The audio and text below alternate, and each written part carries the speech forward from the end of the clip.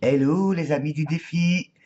Bon alors ça va me faire tout drôle de me refaire une présentation de qui je suis puisque je suis donc une co-créatrice depuis 2016, 17, je ne sais plus. Donc c'est ma 5e saison et je suis ravie de commencer ce défi avec vous. Donc moi j'ai souvent partagé mes impressions et mes pérégrinations mentales sur le site du défi, mais bon, on fera les deux maintenant. Alors, je viens de regarder la vidéo de Lilou, et puis à la suite, j'ai regardé la vidéo de Cécile qui parlait donc de sa vision de la mission de vie, et donc je vais essayer de faire pareil. Donc je suis assez d'accord avec ce que dit Cécile sur le fait de trouver un compromis entre notre âme, notre moi supérieur, donc ce que cette, cette âme spirituelle a voulu vivre dans son expérience humaine. Et puis cette partie humaine, c'est-à-dire la partie consciente d'aujourd'hui, avec mes conditionnements, mon éducation, tout ça, c'est de trouver une harmonie entre les deux. C'est cette fameuse image que j'adore qui est retour au point zéro, c'est-à-dire aligner les deux. Alors, comment on fait? Chacun comme il peut. Et donc, Lilou parle dans sa vidéo du premier jour, effectivement, de ses conditionnements. Alors, qu'est-ce qui fait que je vais aller vers ma mission de vie ou qu'est-ce que je qui peut m'aider à décoder et comprendre ma mission de vie, c'est en quoi est-ce que ces conditionnements m'ont construit, en quoi est-ce que ces conditionnements m'arrangent, me protègent, me bloquent et m'empêchent peut-être d'aller au-delà de ce que je crois bon ou juste pour moi ou ce qu'on a dit à ma place. Donc c'est ça le déconditionnement, c'est est-ce que c'est moi, est-ce que c'est vraiment ce que je veux, est-ce que c'est vraiment ce que je suis.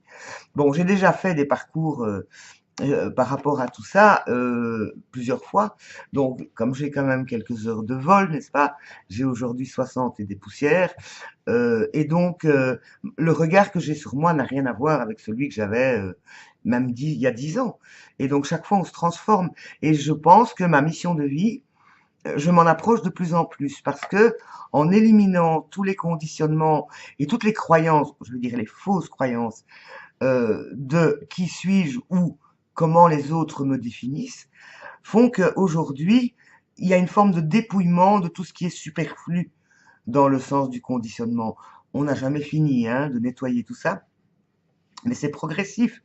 Et aujourd'hui, je peux dire que je connais ma mission de vie. Je sais dans quelle sphère elle se manifeste.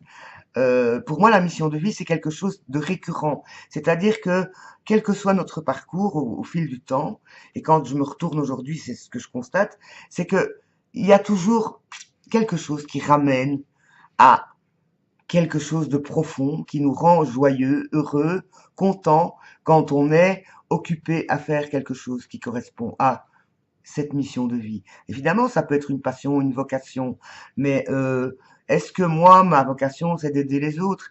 Est-ce que moi, ma vocation, c'est de réussir certaines choses? Je l'ai peut-être cru, mais aujourd'hui, c'est plus ça. Aujourd'hui, je sais que ma mission de vie, c'est l'expression de la beauté et de la beauté et du vivant en général. Ma passion, c'est les gens aussi. C'est partager ce savoir que j'ai acquis dans tous les domaines artistiques, plastiques, on va dire. Hein. Bon, voilà. Mais j'ai aussi chanté. J'aurais pu utiliser une autre forme. Celle que j'ai choisie, c'est la peinture, le dessin et maintenant la création de bijoux, la résine. Enfin, et ce sera peut-être encore autre chose. Et mon travail dans cette vie-ci, peut-être, c'est la transmission. Alors peut-être que dans une autre incarnation, puisque avec l'astrologie, j'ai quand même une petite piste sur en tout cas une ancienne version de moi-même, ça aurait été que dans une ancienne version de moi-même, donc disais-je, ça se calcule avec les nœuds nord et les nœuds sud, dans une vie antérieure, j'avais acquis beaucoup de savoir et beaucoup de connaissances, mais que j'en ai abusé ou je m'en suis servi pour abuser des gens et donc les manipuler et peut-être acquérir des biens. Voilà. Ça, c'est la version astro-karmique qu'on m'a donnée il y a une quarantaine d'années, un peu moins peut-être. Et à l'époque, bon, ben, qu'est-ce que je devais faire dans cette vie-ci ou quelle est la mission que j'aurais choisie dans cette vie-ci? Ce serait de rendre. tout ce dont j'ai abusé. Et donc, dans cette vie-ci, ça voudrait dire que je suis quand même tenu de transmettre et de partager tout ce savoir que j'avais peut-être déjà, parce qu'il est évident, et j'en ai discuté récemment avec ma mère quand on parlait du défi, et quand je disais, est-ce que ma mission de vie, c'était la peinture, le dessin, elle me dit, mais c'était évident. Je dis, mais alors, maman, pourquoi euh, m'as-tu, enfin, toi, ou as-tu laissé faire mon père, enfin, c'est dans mon histoire, de ne pas réaliser ça.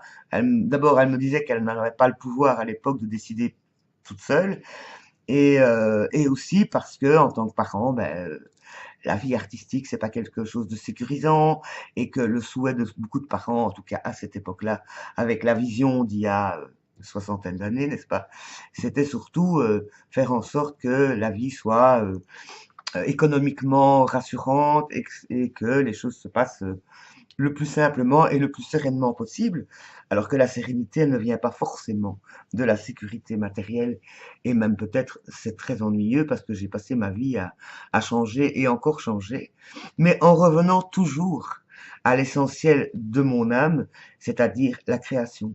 Et donc aujourd'hui, et j'en ai eu l'expérience aujourd'hui, puisque j'ai eu la chance, enfin la chance, quelqu'un m'a contacté pour prendre des cours en pâte polymère, puisque je suis donc polymériste. J'en parlerai une autre fois si ça vous intéresse. Et que donc j'ai rencontré deux jeunes femmes adorables et charmantes, et qui sont dans le début du chemin que j'ai commencé par rapport à la polymère il y a 10 ans, et que je me réjouis vraiment au fond de moi. Là, on a décidé des horaires, de quand elles viendraient, enfin bref, on s'est mis d'accord sur le premier apprentissage, et je suis vraiment profondément réjoui et ravi de dire que je vais partager ce que je connais. Et bon, on a déjà un petit peu, on était déjà parti, parce que si vous ne l'avez pas remarqué, je suis une grande bavarde, et donc on a vite compris qu'on allait beaucoup papoter, et je lui ai dit, écoute, les liens, les connaissances, les fournisseurs, la technique, tout ça, je dis, je peux tout te donner, tout t'apprendre. Tout ce que tu me demandes, je dis, tu peux demander, quoi. Et c'est vraiment une joie pour moi. Je ne me sens pas ni volé, ni sacrifié, ni, c'est pas à moi, quoi. À partir du moment où je connais quelque chose, où je l'ai expérimenté, je suis la première à souhaiter le partager. Donc voilà. Donc ma mission de vie, j'ai quand même travaillé la question. Alors, quelles sont les personnes qui m'inspirent? Par rapport à la mission de vie. Pour moi, les personnes qui sont dans leur mission de vie, ce sont les personnes qui sont authentiques. Authentiques dans ce qu'elles expriment, dans que leur image correspond à leur langage, que leur attitude corporelle soit, comment dire, pleine, c'est-à-dire qui occupe l'espace, son espace, ni plus ni moins, qui prend la parole quand elle doit être prise, qui peut se mettre en retrait quand c'est nécessaire, qui est au service d'elle-même et des autres, et que tout ça soit fluide. Et Cécile parlait de Lilou, qui l'inspirait. Moi, je peux dire que je suis inspirée par Lilou aussi, parce que on sent que dans tout ce qu'elle entreprend, et qu'on moi, j'aurais peut-être pas choisi ce chemin-là et peut-être pas de cette manière-là, mais on sent sa joie. On sent sa joie de partager ce qu'elle vit, et c'est vraiment, vraiment inspirant et vraiment joyeux.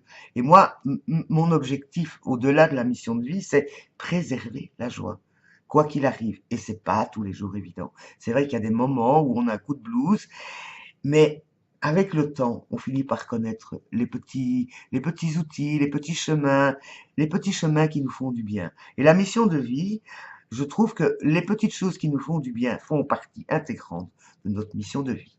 Donc voilà, c'était ma version du jour. Donc voilà, j'attends la suite. Je m'empêche de regarder les autres pages pour être surprise tous les jours. Et donc là, ma journée a été tranquille, joyeuse. Donc voilà, et j'espère que celle de demain sera aussi joyeuse que celle d'aujourd'hui. Je vous embrasse les amis, et ma formule à moi c'est je vous aime, je vous embrasse et à bientôt.